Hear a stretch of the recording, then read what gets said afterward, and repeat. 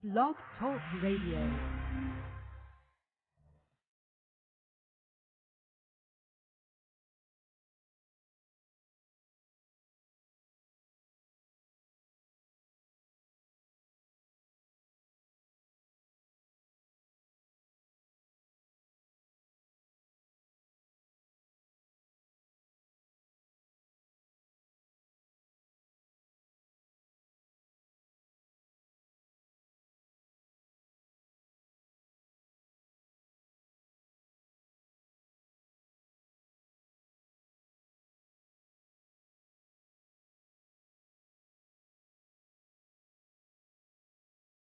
Boa noite, meus amigos.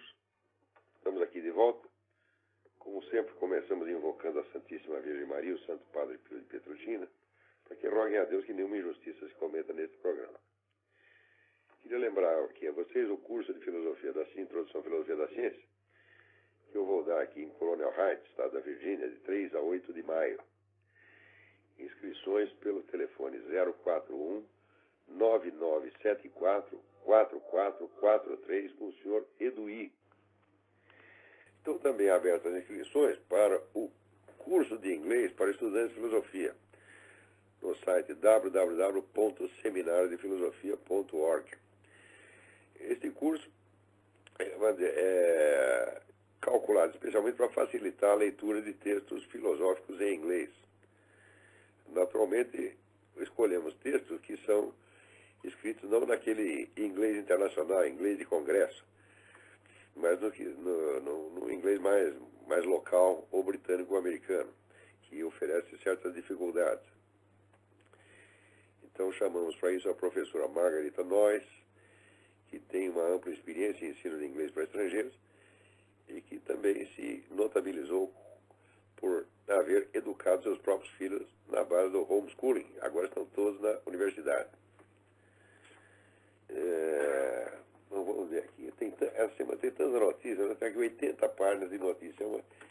É uma antologia da estupidez humana. Cada notícia é pior que a outra.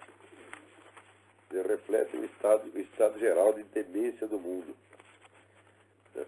Então, aí no Brasil, esse negócio do decreto dos direitos humanos, que o Lula passou sorrateiramente durante as festas de Natal e Ano Novo, o que já mostra todo o espírito da coisa. Olha, a única coisa que me surpreende nesse episódio é que as pessoas fiquem surpresas e escandalizadas com isso. Porque, para quem tivesse estudado os documentos internos do PT e, sobretudo, as atas do Foro de São Paulo, tudo isso era previsível. Né? As atas do Foro de São Paulo já estão indo aí para o 19º ano. Né? E os documentos internos do PT circulam aí há quase 3 décadas. Quem quer que tenha lido este material compreende que isso estava no programa, para ser realizado, naturalmente, com a lentidão característica da nova estratégia do movimento comunista mundial. Que é assim, quando não consegue fazer as coisas todas de uma vez, vai fazendo de pouquinho, disfarçadamente, né? Esperando que o adversário se canse e desista ou esqueça do problema. Porque a grande ilusão desse pessoal da direita é achar que quando eles venceram uma batalha, acabou a guerra. Sempre assim. Quer dizer, não existe resistência sistemática e contínua ao avanço do comunismo na América Latina. Não, existe apenas, vamos dizer, reações esporádicas e de curta duração, mas são mais assim caprichos e esperneios do que uma reação. Por exemplo, essa coisa dos militares, né, que ameaçaram pedir demissão junto com o Nelson Jobim. E, bom, o fato de as Forças Armadas precisarem se esconder atrás de um Nelson Jobim já é um estado calamitoso, porque foi ele que tomou a iniciativa de ameaçar a demissão, e daí os comandantes militares foram atrás. O que mostra, então, que estão, por assim dizer, a reboque de um Nelson Jobim. A situação em si, o próprio modo de reagir, já mostra o estado de subserviência, o estado de fraqueza, de debilidade das Forças Armadas. Né? Agora, quando vem este decreto aí dos direitos humanos, as pessoas então ficam chocadas, como se fosse uma novidade, porque todos eles acreditam no começo do mandato Lula, já na eleição de 2002, né, a tônica da conversa era que o Lula mudou, o Lula aderiu ao capitalismo, o Lula evoluiu, etc, etc. Eu lembro quanta gente não brigou comigo por causa disso. Eu disse, olha, vocês estão muito enganados, vocês não sabem como funciona esse movimento comunista. Esses vai e vem, essas concessões táticas são a coisa mais fácil do mundo, eles estão acostumadíssimos a fazer isso. Né? Já está no livro do Lenin, está um passo para trás, para dois para frente. Eles têm mais de 100 anos de experiência nesse tipo de coisa. E, sobretudo, o comunismo é um movimento contínuo. Então, o comunismo está continuamente revendo a sua experiência, examinando, fazendo análise de conjuntura, né? Vendo, tentando, como é que se diz, delinear o quadro todo para ver quais são as peças que devem avançar, quais que devem recuar. Tudo isso aí para eles é uma técnica avançadíssima, é uma ciência. Rapaz, com o outro lado, parece que só vê o noticiário da semana. Né? Quer dizer, os comunistas estão fazendo plano para 50, 60 anos adiante e prosseguindo na aplicação de uma técnica contínua, de uma tática, de uma estratégia contínua, e o pessoal reage assim apenas ao noticiário do dia. Quer dizer, é uma diferença tão patética que não espanta que esse pessoal comunista esteja dominando tudo no Brasil e na América Latina. A culpa disso não é dos comunistas. O comunista está fazendo o serviço dele, meu Deus do céu. Eles sempre estão fazendo o que sempre quiseram fazer. Até estão fazendo com mais lentidão, né, do que normalmente se esperaria. Agora, o outro lado, em vez de tirar vantagem dessa lentidão, que lhes daria o tempo para examinar a situação em profundidade e traçar uma estratégia, não. Quando passa cada ameaça, eles esquecem. Assim, como se, o perigo passou. Agora, por exemplo, estão querendo negociar, né? E o Lula já disse que ele admite negociar a parte relativa às Forças Armadas, quer dizer, punir aqueles pessoal militar dos anos 60 e 70 é menos urgente do que eliminar a propriedade privada no campo. Então ele desiste do primeiro item, desiste temporariamente do primeiro item, porque se você quer acreditar que ele desistiu de uma vez para sempre, é um idiota. Uma pessoa que disser isso merece um tapa na cara. Entendeu? Nós vencemos, o Lula recuou. Mas você está absolutamente louco. Né? Isso aí é pessoa que tem consciência histórica com prazo de uma semana, 3 dias e meio para frente, 3 dias e meio para trás. Esse é o máximo que esses caras conseguem conceber. E olha, eu estou falando, você vê, enquanto o pessoal da esquerda leva muito a sério os seus intelectuais, né, enche os camaradas de dinheiro e lhes dá de tempo de folga para eles poderem fazer as análises, está o tempo todo analisando conjuntura, né, e sugerindo modificações estratégicas e táticas. O pessoal da direita, sobretudo o nosso empresariado, só quer intelectuais, assim como depois propagandistas. Eles querem contratar gente que escreva bonitinho para fazer propaganda das ideias liberais. E olha, ao longo de todo o tempo que eu participei, por exemplo, do Fórum da Liberdade, que era a melhor iniciativa da direita no Brasil, perdão, aqui os camaradas obrigam você a tomar a vacina da gripe para garantir que você vai ter gripe, entendeu? É para não falhar. Né? Então,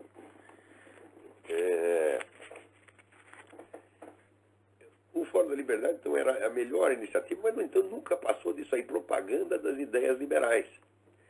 Né? Então, é só isso.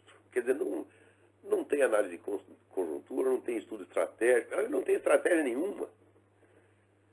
Quer dizer, como é que esperam enfrentar o PT? Então, quando eles começaram com isso, vamos dizer, quando eu já observava isso entre os liberais brasileiros, 15, 20 anos atrás, estava na cara que ao longo do tempo eles iam ter que acabar cedendo mesmo.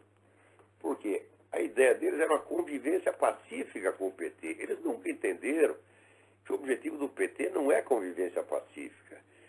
É a total destruição, ou pelo menos subjugação, do adversário.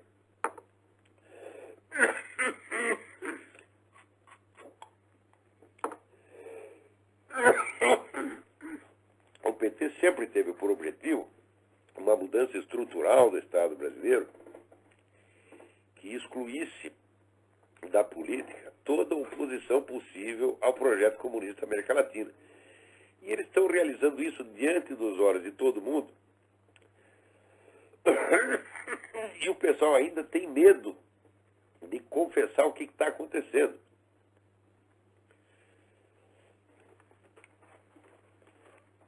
Então,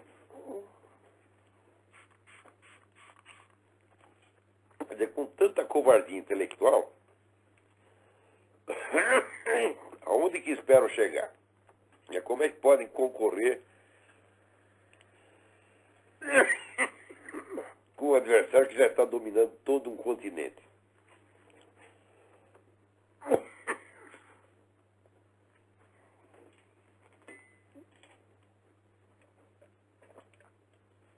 Então, todos os avisos que eu dei para esse pessoal 15, 20 anos atrás caíram em ouvidos surdos. E agora, onde não há mais a mínima possibilidade de organizar uma resistência firme, você só vê assim, uma reclamaçãozinha aqui e ali, por exemplo, na coluna do Reinaldo Azevedo. Ele faz o que pode. Né? Aliás, é um trabalho muito bem feito. Mas o que significa um jornalista dentro do conjunto da mídia que está há 20 anos empenhada em se transformar em instrumento de controle social a serviço dos partidos de esquerda? Eu estive mencionando brevemente a vocês aqui a chamada estratégia da espiral do silêncio. A espiral do silêncio é uma técnica concebida já nos anos 70 que vai muito além de tudo o que se pode entender por desinformação. Desinformação é você trabalhar uma determinada informação falsa para obter um objetivo tático de curto prazo. A espiral do silêncio, já para funcionar a longuíssimo prazo, moldando de tal maneira a imaginação pública que certos fatos se tornem inconcebíveis para a população, mesmo que eles sejam noticiados. Aí você noticia a coisa uma vez, duas vezes, aquilo desaparece. Então, existe um cálculo muito bem feito entre a proporção entre o que você noticia e o que você continua noticiando. Então, por exemplo, suspeitas quanto à ligação do PT com as Farc, as pessoas até mencionam uma vez por ano, mas não tem jornalismo investigativo e ninguém vai atrás, então não se repete o assunto. Então, quando você cobra dos jornais essa coisa, diz, olha aqui, nós noticiamos, nós somos pessoas honestas. E bom, você noticiou uma vez num ano. Agora,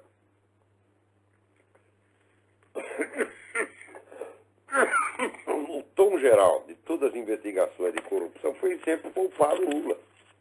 Então, por isso que o Lula está com 80 nessa questão de confiabilidade. Na verdade, isso não é uma confiabilidade, isso é apenas uma falta de alternativa.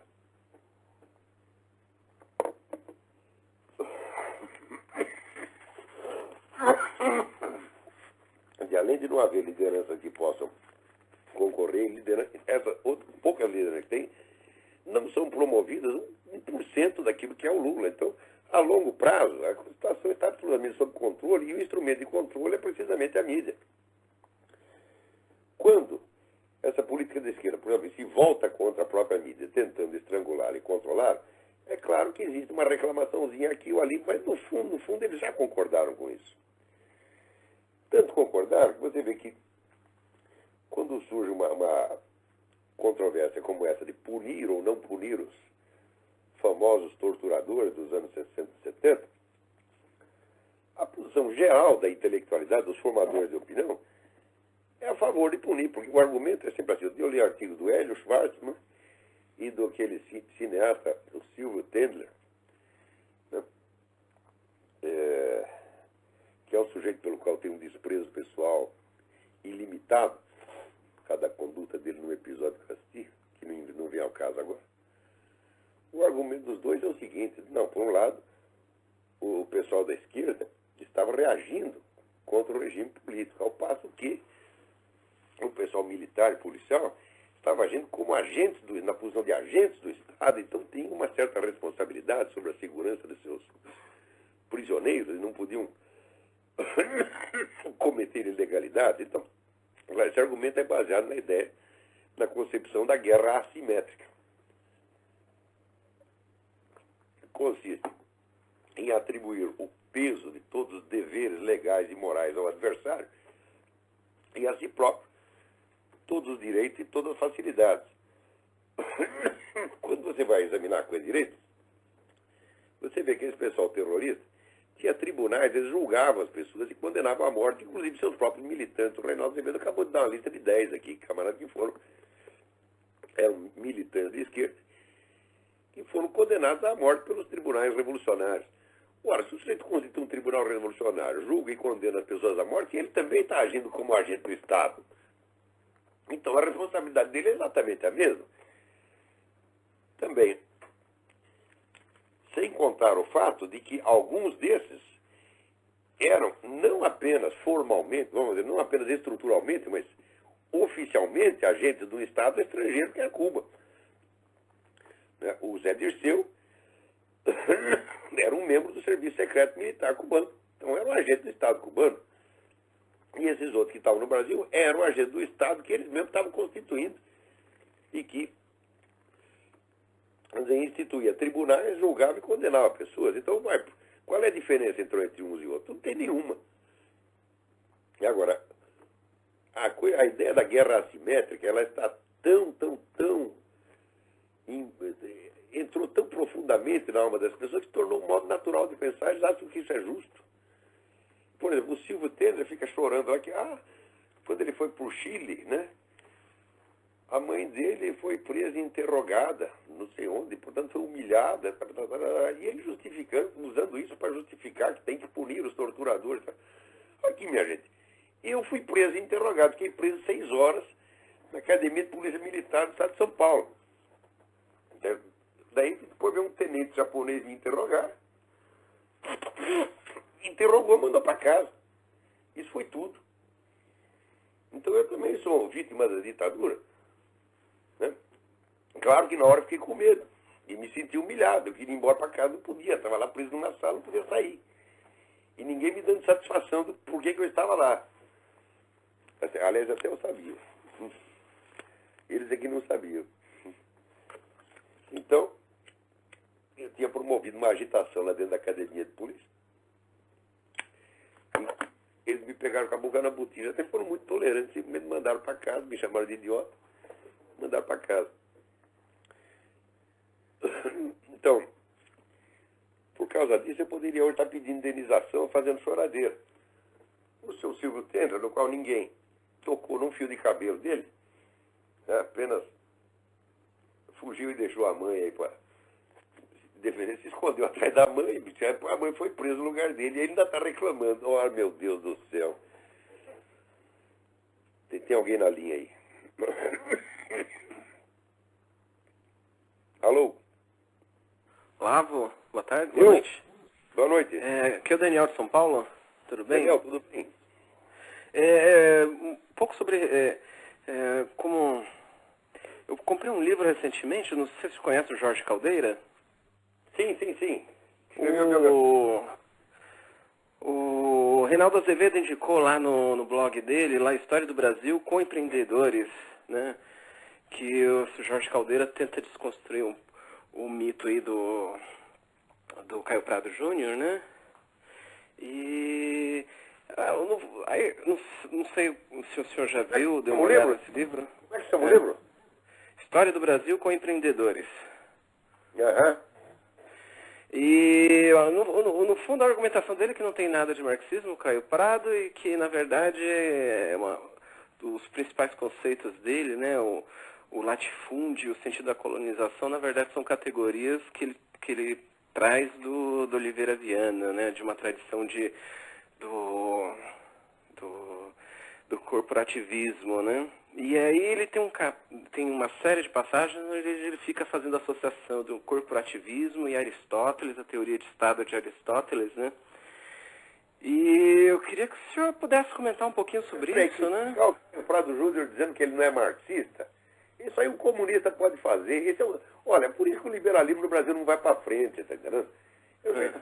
Eu conheço o Jorge Caldeira, até um sujeito inteligente, mas esse pessoal é fraco. O Caio Prado Júnior, por menos que conhecesse marxismo, conhecia mais do que o Jorge Caldeira. Tá certo? E ele teve ele usar um ou outro conceito de fora do marxismo, mas você vai acusar ele do pecado de não ser suficientemente marxista? Isso é crítica que um liberal faça, porra. O que é isto? É sempre essa ilusão que o liberal tem de que ele vai dividir o adversário. Eles faz 40 anos que estão tentando isso, né? Quer dizer, tentando se fazer de mais esquerdista do que o comunista, para ver se divide os comunistas. Que estupidez! Eu não quero nem saber desse livro, eu não quero mais ouvir essa conversa.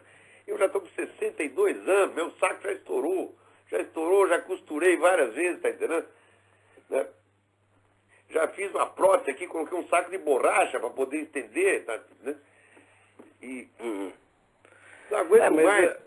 Eu não aguento mais liberal brasileiro. É pessoal fraco, molenga, fraco intelectualmente, fraco moralmente, tá certo? É gente que não merece 2 minutos de atenção.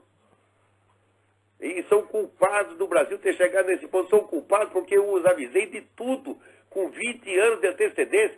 Avisei, tracei o caminho, o que era para fazer, não quiseram ouvir porque são orgulhosos, imbecis. No Brasil, qualquer sujeito que tem um pouquinho de dinheiro no bolso, que ele herdou do pai, acha que sabe tudo. Não tem respeito pelo conhecimento. Agora, quer intelectuais para escrever o que ele manda. Empresário no Brasil contrata intelectual para escrever o que ele manda. Não tinha um sujeito que me ofereceu dinheiro para escrever em favor do PFL, pô, que eu mandei enfiar no cu? Hã? Eles gostam de intelectual do aluguel. Eles gostam assim, de menininho que faz propaganda liberal. Agora, quando vai fazer uma análise séria, científica, para salvar a vida dos filha da puta, tá certo? Eles não gostam. Você está entendendo? É como o sujeito que vai no médico, diz: aqui, doutor, vim aqui para o senhor me prescrever tal e tal remédio. Né? Daí o médico diz: mas meu amigo, nem examinei o senhor, não interessa, eu que estou pagando. Essa é a mentalidade do empresariado brasileiro, essa é a mentalidade dos liberais. Por isso tá entendendo? Esse pessoal não é sério, o pessoal liberal brasileiro não é sério. Mas o que me incomodou no livro foi essa associação que ele faz de Aristóteles com o corporativismo, essa tradição. Claro que alguém lá em cima de Aristóteles, pô, você sabe aquele negócio, Nessutor ultra crepidam, não vá o sapateiro além da chinela.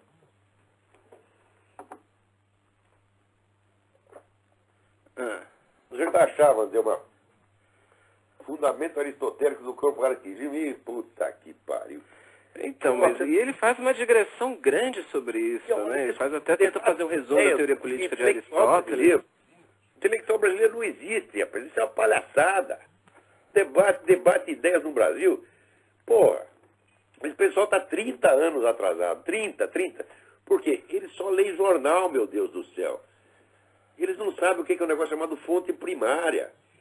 Eu, há 20 anos, tudo que eu digo sobre PT e partidos de esquerda é tudo baseado em fonte primária nos documentos internos desses partidos. O pessoal não lê isso. Eles leem o Estadão, leem a Folha e fazem análise baseada nisso. Não vai, assim não vai, porra. Não tem mais paciência com essa gente, entendeu? Eu acho que daqui por dentro, o que quer que aconteça de mal para a chamada direita brasileira, que não tem nem coragem de se chamar direita, é merecido. É merecido querer ajudar esses camaradas, que nem querer ajudar um suicídio. O cara está tentando se jogar de cima do prédio. Você vai lá segurar o cara, ele vai pular e vai te levar junto, porra.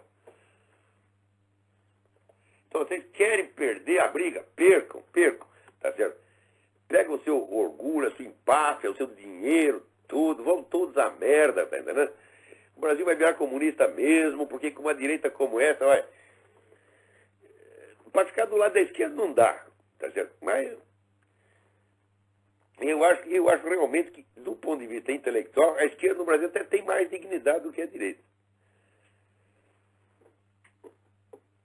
E o pessoal todo não entendeu. Falou, só tinha no Brasil, só tinha um sujeito estudando as coisas seriamente, que era eu. O resto era só palpite jornalístico, porra.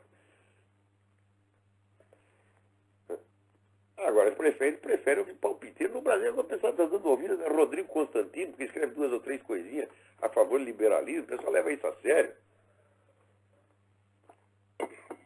Pelo amor de Deus.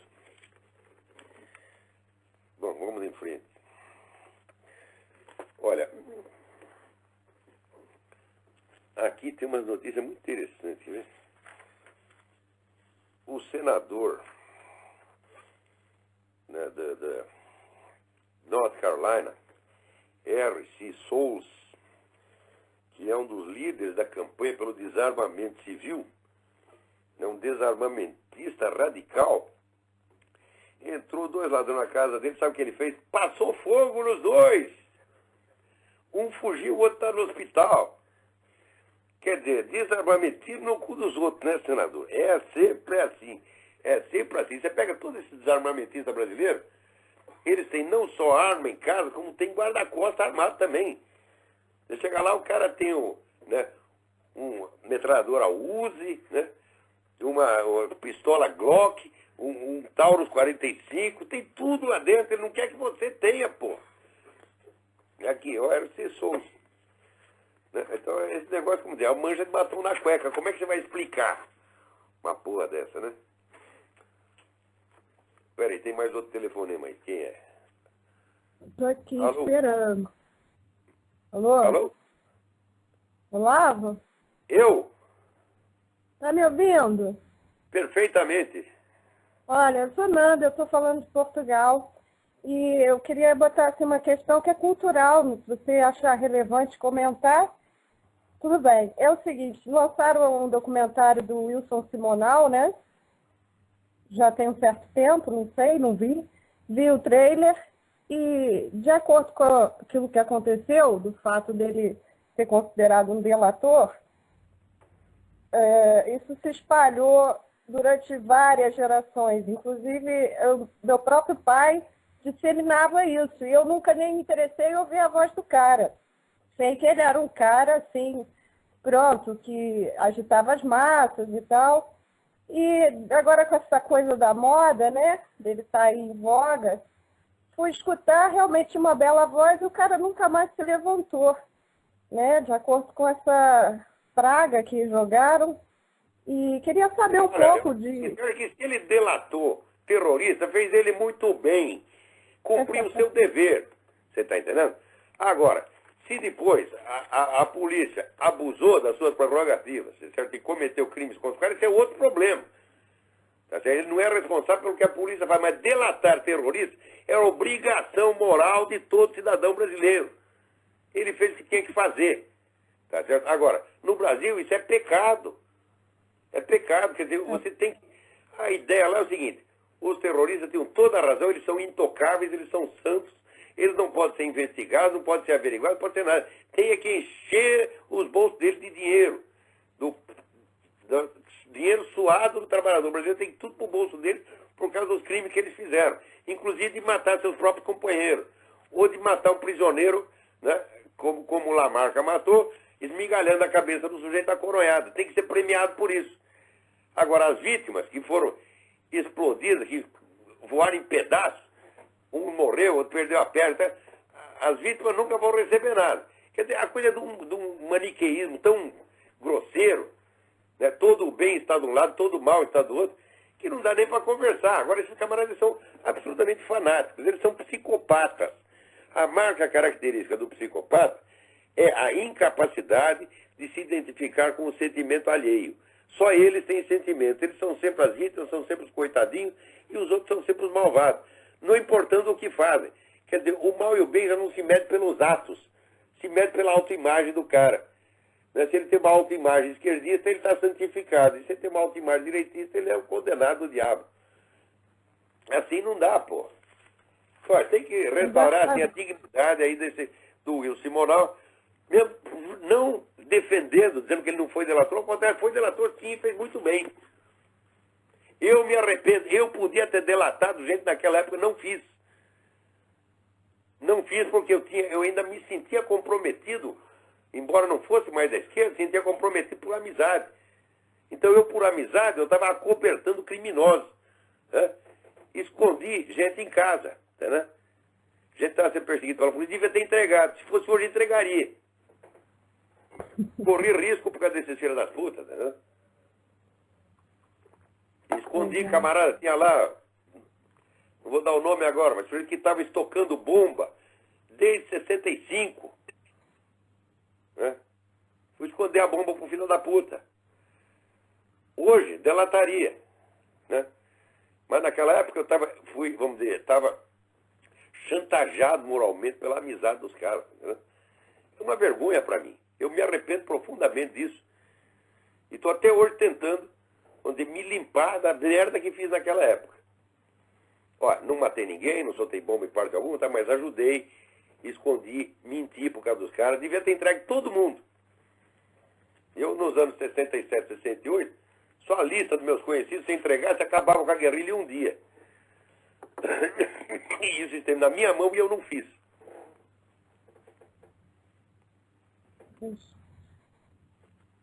Mas agora... Então, obrigado pela colaboração aí. Muito bem. Agora aqui, o ONEF dele publica uma lista dos principais ataques ao cristianismo, mas fala só dos ataques ao cristianismo sofridos aqui nos Estados Unidos, que é como esse decreto dos crimes de ódio, etc, etc, etc.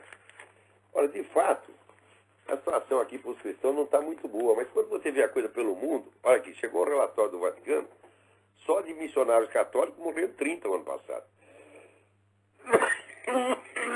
Agora, aqui está ataque à igreja copta no Egito. Se você for ver, pastor protestante, missionário protestante, vou somar tudo, dá umas 100 pessoas por ano. Mas isso eu não estou falando dos fiéis. Estou falando só dos pastores e missionários, pastores e missionários. Vai dar 100 por ano. Fiéis, então a coisa vai para 2 mil, 3 mil. Quer dizer, está aberta a temporada de caça ao cristianismo. Ao mesmo tempo, veja, vocês que adoram tantas religiões não cristãs, veja aqui. O Jornal Telegraph de Londres informa que os sacrifícios humanos estão na moda agora em Uganda. Estão dando um crescimento. Eles estão cada vez procurando mais gente. Eles gostam tudo de pegar os albinos, já que os albinos são amaldiçoados. Né? Então vai lá, faz o sacrifício. É exatamente como faziam os astecas e incas. Né? E tem gente que acha isso lindo. E diz, não, são manifestações culturais. Né? É cultural, caralho, pô. O que é isso? Vamos tolerar uma coisa dessa? Não vê esse caso do menino aí que botaram 40 agulhas lá no corpo dele? O mundo inteiro, no mundo inteiro, se informa que isso foi feito num ritual de candomblé. No Brasil, não. Eles usam eufemismos. Porque você não pode atacar as religiões afro. Eu digo, oh meu Deus do céu. Olha, essas religiões afro só fizeram mal para africano. Tá certo? Porque assim, o mais forte pega o mais fraco e sacrifica. Tá certo? E você vê, aqui nos Estados Unidos, os negros tiveram a inteligência de se converter todo ao cristianismo. Você vai ver aqui, 80% dos pastores protestantes é tudo preto. E com isso, eles se promoveram socialmente. Quem foi o grande líder deles? Martin Luther King. Era um pai de santo? Não. Era um pastor protestante.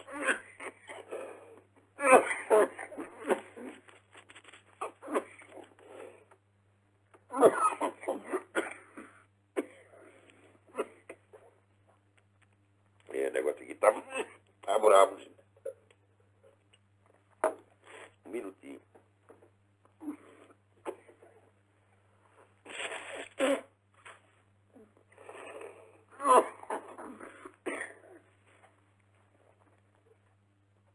Agora, o Obama pegou aqui vários satélites da CIA que estavam espionando terroristas e mandou desviar que agora os satélites vão observar os ursos polares. O gelo lá está derretendo, os ursos estão afogando, né, coisa que não está acontecendo absolutamente. A calota polar está aumentando, mas alguém disse para o Obama que os ursos estão em risco. E então desviou os satélites preocupado com o problema dos ursos. Quer dizer, você vai dizer que o sujeito faz isso porque é burro? Não, não é possível. Ele faz isso porque ele é muito inteligente. Ele se faz de burro. É assim como o Lula também. Peraí, tem mais alguém na linha aí. Alô? Alô? Sim. Olavo. Boa noite. Boa noite. Eu queria saber se você ficou sabendo que o Sendero Luminoso do Peru vai fundar um partido político agora, era uma ex-guerrilha comunista assassina do Peru. Mas esse é um plano a longo prazo. O plano é como você tinha falado, que as Farc um dia poderia vir se tornar um partido. É o que está acontecendo agora no Peru. Mas é o programa do Foro de São Paulo. Todas as organizações criminosas virarão partidos políticos e serão todas aceitas, né? E virarão governantes dos seus respectivos países, serão premiados por todos os crimes que cometeram. E tem gente na dita direita que aceita isso. Você vê, o próprio governo militar nunca fez nada, nunca abriu a boca contra o comunismo, só abria contra a violência. Né? Quer dizer, que o sujeito não cometa violência, ele pode fazer o que quiser. Agora, você veja que o que realmente nos prejudicou não foi a guerrilha. A guerrilha não fez nada para ninguém. A guerrilha era um bando de louco. Agora, a guerrilha serviu de boi de piranha. Quer dizer, enquanto o governo ia atrás da guerrilha, o Partido Comunista se organizava na base da estratégia gramsciana, ocupava todas as universidades, ocupava todos os postos na mídia, mediante, vamos dizer, aquelas técnicas de boicote que eles são tão hábeis em praticar, e esses hoje estão ganhando. Então agora querem fazer a mesma coisa na escala da América Latina inteira e vão fazer. Eu li um livro aqui, chama Os 7 Chefes do Império Soviético, né? Derrotar o comunismo. O comunismo não pode ser derrotado, ele só pode ser destruído ou nada. Ou você destrói o movimento comunista, ou ele vai acabar com você. Derrotá-lo não é possível. Concorrer com ele em eleições não é possível. A mentalidade revolucionária tem que ser extirpada do mundo. Tem que haver, vamos dizer, um esclarecimento tão profundo, tão vasto, que mostra o caráter criminoso dessas pessoas, que as criminalize, que as exclua dos meios sociais decentes, de modo a eliminar a possibilidade dessas ideologias voltarem a aparecer e crescer sob quaisquer disfarces. Sei. Você vê que na Polônia, que sabem o que é comunismo, que viveram o comunismo, acabam de proibir o uso de qualquer símbolo comunista. É o que tem que fazer. Que nem na Romênia, né? Como é? Na Romênia também fizeram isso. Não sei, na Romênia está vendo. Se fizeram muito bem. E eu queria abordar... O PCdoB, o Partido Maoísta. Como é que pode ter um partido maoísta, meu Deus do céu? É a mesma coisa que ter um partido nazista. Quer dizer, um partido Exatamente. Como é que ele pode permitir que isso exista e querer concorrer com eles em eleição?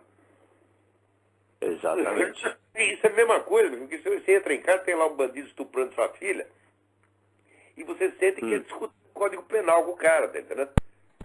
É a mesma coisa. Essa gente tem que o que eles querem fazer agora naquele Direitos Humanos, o fazendeiro discutir com o invasor. Mas, não, é pior, o invasor que vai julgar a questão. O sujeito invade e em seguida ele é chamado para compor, né? Na comissão que discutir o assunto. É que nem o soviete da ex-União Soviética. E daí você faz uma comissão de raposa para julgar o assunto, porra. E você viu os outros artigos do programa? O tratamento preferencial de bissexual, trans, homo e travesti no serviço público De saúde? Mas é uma injustiça, porque, diga, e os sadomasoquistas não têm direito à representação? E os caras que tenta dar... o sexo bestial, você que gosta de transar com cabrito, com jumenta. Ele já falou, diz que tem saudade do tempo em que os meninos comiam as jumentas. Então eu acho também que aqueles que apreciam sexo com jumenta também têm a sua representação, junto com a digníssima. Isso é, com a jumenta. Isso aqui é uma loucura absurda, assim. Os caras que gostam de comer cocô, por que não vão ter representação no parlamento e nos ministérios? O Vanucci se demonstrou um cara muito louco. Olavo? Loucura, evidentemente. Agora as pessoas estão perdendo o simples fato de haver um movimento político baseado em fantasia sexual, em desejo sexual, é uma coisa louca. Tinha outro artigo que era a legalização da prostituição nos direitos trabalhistas, né? Olha aqui, nós temos que fundar o Partido dos Masturbadores, o Partido dos Sadomasoquistas, o Partido dos Bestiais, o Partido dos Coprófilos. De cada preferência sexual, por mais extravagante que seja, tem que estar democraticamente representada. Tá certo? E daí, junto, portanto, com os seus companheiros ou companheiras de cama, vai lá o sujeito, né, na recepção presidencial do ministério, vai ele e o porco espinho, com o qual ele se apaixonou e que é a sua digníssima esposa. Você veja, aquele negócio de casamento gay, meu filho, no tempo do Império Romano existia casamento gay. Né? Calígula mandava capar os rapazinhos para transformá-los em suas noivas. Só que o próprio Calígula que fazia isso, que era imperador, ele sabia que era uma paródia. Agora eles estão pegando essa paródia, sabendo que é paródia, e querendo nos impor como lei. E a gente não percebe que está lidando com um psicopata. Uma coisa é você ter uma preferência sexual, como todo mundo pode. Olha, tem um cara que gosta de futebol de botão, tá certo? O outro gosta de esportes radicais. Também na fantasia humana não acaba. Você pode gostar de milhões de coisas. Agora, transformar isso em lei, querer impor isso aos outros, isso é coisa de psicopata, evidentemente.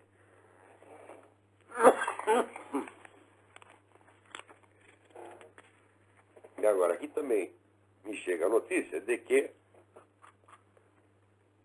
o Ministério Público de Honduras está montando um processo lá contra os militares que diz que expatriaram o Zelaya. Na verdade, não expatriaram coisíssima nenhuma. Eles têm ordem de prender o Zelaya. Chegar na hora, ficar com dó do cara e deixar ele fugir. Ele fugiu porque quis. Não foi expatriado de maneira alguma. Mas, como a turma da esquerda perdeu no confronto entre os organismos internacionais e o governo de Honduras, e depois perdeu também na eleição, agora eles partiram para o plano B. Qual é o plano B? É a estratégia lenta. No conjunto, eles perderam. Então, agora o que nós vamos fazer? Nós vamos começar a pegar um por um dos nossos inimigos e, no curso de apenas 40 ou 50 anos, acabarão com todos. Que é o que eles fizeram no Brasil. A guerrilha perdeu? Bom, tudo bem. Daí você passa 40 ou 50 anos perseguindo um por um, até destruir todos. Como o outro lado não tem nenhuma organização e nenhuma estratégia contínua, o partido acaba vencendo pela simples continuidade. Aquele que continua batendo sempre acaba ganhando, porra.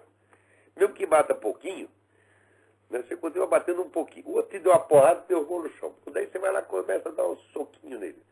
Não, mas não para. Chega um dia o sujeito cai.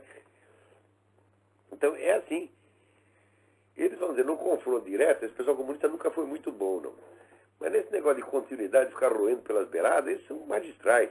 Agora estão, perderam a briga em Honduras, vão começar a roer pelas beiradas.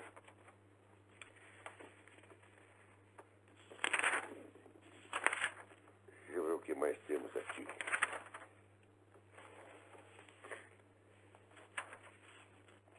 Olha aqui, sai um artigo do Newsmax que eu recomendaria para vocês. O autor é o Arnaud de Boschgrave. Ele diz o seguinte, ele diz que o pessoal está procurando o Al-Qaeda no Afeganistão, mas o Al-Qaeda está no Iêmen. Eu acho que é exatamente por causa disso que eles estão procurando o Afeganistão. Eles não querem, mas está na cara que o governo Obama não quer fazer nada contra os terroristas.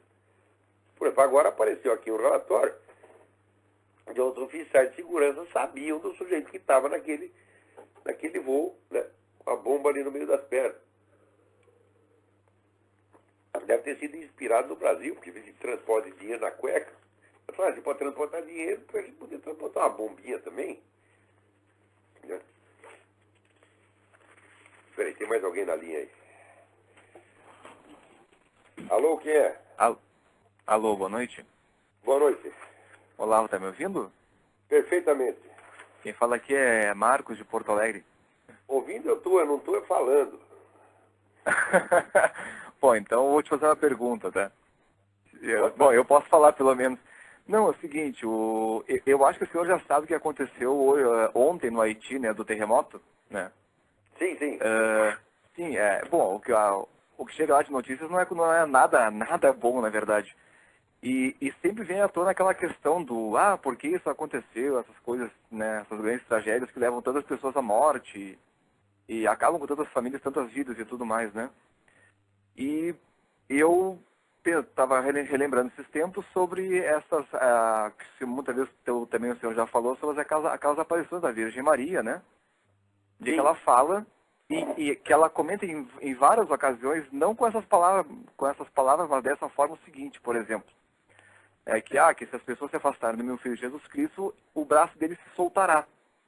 Parece que isso é um castigo, mas não seria no caso que o homem está desistindo da misericórdia divina e isso poderia, entre aspas, explicar essas grandes tragédias que acontecem nos últimos anos? Olha, eu não sou um cara muito bom para penetrar os desígnios, né, da inteligência divina. Eu não tenho muita capacidade para isso. Sim, claro, mas o que se pode dizer sobre isso daí? Mas quando é dada uma indicação muito precisa, muito formal, olha, se não fizer tal coisa, vai acontecer tal outra, e tal outra acontece exatamente tal e qual, aí não tem como escapar. Tá certo? Eu acho que no caso da aparição de Fátima, quando ela diz, olha, se não fizer tais quais coisas, daqui tanto tempo vai ter uma outra guerra, que será anunciada por um fenômeno astronômico estranho na Europa. E de fato a coisa aconteceu. Foi um fenômeno muito estranho, umas luzes esquisitíssimas no céu de Paris, e uma semana depois estoura a guerra. Aí não tem, aí como a mancha matou na cueca, meu filho, não tem como esconder. Agora, mesmo assim, tem gente até dentro da própria igreja que quer esconder. Então, agora, não sei se nesse caso do Haiti, como é que podemos explicar. Eu não sei de nenhuma profecia que tivesse anunciado isso. Então, quando a coisa acontece sem aviso, né, eu acho que não há uma intenção específica da providência nesse caso. Não, mas que existem várias situações em que existe uma espécie de alerta para o mundo. Eu não estou falando especificamente neste caso, eu peguei isso como exemplo, porque já estão falando até em 100 mil mortos, até mais, que é um absurdo, né? É uma matança geral. Então, assim, parece uma espécie de sinal dos tempos, isso que eu pensei. Então, na questão seguinte, de que o homem, salvação de Deus, estaria, digamos, se deixando levar pelos eventos sem ter por onde navegar, vamos dizer assim, né? Sem ter o norte de orientação. Só que as pessoas veem isso como um castigo e não como uma... Eu acho que o raciocínio ele não está errado. Você pode associar uma coisa com a outra, né? Porém, como houve uma profecia explícita com relação a esse caso, então nós sempre vamos ficar com um ponto de interrogação na cabeça. Né? Mas nos casos em que houve profecia, e eles são muitos, não tem como negar. Tá certo, então. Obrigado. Tá bom, Deus te abençoe. Um abraço. Tchau, tchau. Tem mais alguém na linha, vamos lá. Alô? Alô, é Nilson? Alô, é Nilson? Oi, Nilson. Tudo bem? É do Rio. Eu queria fazer uma pergunta análoga à questão do tabagismo. Eu queria saber se o controle da alimentação para evitar o excesso de gordura corporal também não faz diferença para a saúde humana. Olha, na verdade é o seguinte, você já ouviu falar de um treco chamado Códex Alimentários? Que vai uniformizar a alimentação no mundo inteiro? Não, o senhor pode falar sobre isso? Posso? Então, o Códex Alimentares vai forçar a ingestão de hormônios femininos pela população mundial inteira. E o pessoal está preocupado se o sujeito fumou, está comendo macarrão demais. Ah, meu Deus do céu. Né? Aqui eu já falei para vocês, a dose de testosterona média da população baixou 50%, graças ao consumo de soja. Nos anos 60, todo mundo dizia que, não, você para de comer bife, coma soja. Né? O pessoal que comeu soja está tudo broxa já. Agora, quando baixa testosterona, não é que você fica... Né? Você não fica viado, mas você fica burro, você está entendendo? Então, tudo isso está acontecendo graças a esse pessoal que promete nos proteger contra doenças. E a melhor coisa é a seguinte, quando tu fica doente, tu procura um médico da sua confiança. Se ele não te curar, você procura outro, e outro, e outro, e outro, e outro. Né? E eu nunca acredito nessas autoridades mundiais da saúde. Eu estou falando negócio da gripe, isso aqui não é brincadeira. Para entrar aqui nos Estados Unidos, tem que tomar vacina de gripe. Nunca mais parei de ter gripe, porra. É verdade que o clima aqui é muito pior. Mas antes não era assim. Então, e agora, esse negócio dessa vacina da gripe suína, que junto vem o vírus da gripe aviária e está matando gente pra caramba. Então, olha, o que diz, essas advertências médicas, não coma isso, não faça aquilo, eu quero que eles todos vão lamber sabão, você está entendendo? Eu acho que assim, a medicalização da sociedade mata mais gente do que qualquer doença. Tem que, vamos dizer, a classe médica não deve ter autoridade para legislar sobre a sociedade. É verdade. O Lenin já dizia que a medicina era o keystone do comunismo, não é? Mas exatamente. A medicina é um instrumento de controle social temível. Uhum. Olha, eu trabalhei, fui editor de revista médica durante 8 anos. Eu conheci a classe médica de São Paulo, os caras mais importantes. Olha, de cada 100 que eu conhecia, tinha um bem intencionado. Um. O resto é tudo, ó, não digo que fosse picareta praticando, mas a mentalidade era de picareta. De vez em quando encontrava o Carlos da Silva Lacarde, encontrava o Domingos Miguel Minervino, então Carlos Armando de Moura Ribeiro. Tinha uns caras que eram notáveis, que eram homens de ciência totalmente devotados mesmo. Entendeu? Mas a maioria não era assim, não, era picaretagem. Revista, publicação médica, era assim, saía direto no laboratório. Laboratório, só nós queremos vender tal remédio, então você faz. Enche aí, intoxica os médicos de artigos sobre essa doença, recomendando essa substância. Não podia dar o nome comercial, mas dava, né, a substância. Então ia a classe médica inteira atrás daquela substância. Sempre foi assim. Picaretagem. O senhor já ouviu falar de uma substância que estão dando para as crianças chamada Ritalin? Já. É para hiperatividade, segundo dizem. Isso aí faz um mal desgraçado. É. Aqui, se você for ver o dano que os remédios que eles chamam aqui prescription, né? Que é o remédio que tem que ter a assinatura do médico, estão matando mais gente do que as drogas, porra. É verdade. Tem que tomar cuidado. Olha, médico é um profissional como qualquer outro. O médico não é um enviado do senhor que você tem que confiar nele. Você tem que consultar 2, 3, 4, 5, 10 médicos. Entendeu? E usar a sua cabeça. Quem tem que decidir o seu tratamento é você, de acordo com os dados que eles lhe derem. Olha, em São Paulo aconteceu uma vez, eu fui fazer lá um check-up, e deu que eu estava com um problema cardíaco, precisava operar no dia seguinte. Saí correndo para o hospital, né? Daí os caras fizeram os exames, não tem nada. Não tinha nada. É um negócio incrível. Outra vez eu tinha o único problema sério de saúde mesmo que eu tive foi pedra na vesícula. A pior dor do mundo. Eu estava num trem e deu um ataque da pedra na vesícula. Os caras queriam me levar para o protocolo para me operar do coração. Eu falei, vocês não vão fazer isso, vocês vão me matar. E eu tive que assinar um papel dispensando os caras da responsabilidade, porque eu tinha certeza que não era infarto aquele negócio. Agora a pessoa, se for lá no protocolo, abre meu coração, ela é pronto. O que é isso, porra? Tem que tomar cuidado com essas coisas. Agora, médico gosta de assustar as pessoas. Não faz tal coisa que você vai morrer. Ah, meu Deus do céu. O que é isso? O senhor eu não sei se o senhor sabe que o Michael Savage, ele já disse uma vez no programa dele que 99% dos casos de autismo são manipulação, não existem. Eu também acho isso. Também acho isso. Tem criança solitária, não se comunica durante um tempo, de repente liga e começa a falar, porra. Eu vi um dos meus filhos, não vou dizer como, até os 4 anos não falava uma palavra, não se relacionava com ninguém. De repente começou a falar que não parou mais, porra. Para compensar, minha primeira filha começou a falar com 7 meses e não parou até hoje também. Né? Então, é isso aí. Olha, agora aqui, antes de acabar, tem que... Você veja, os democratas aqui estão com medo de perder a próxima eleição. Então, o que eles vão fazer? Vão mudar a regra do jogo.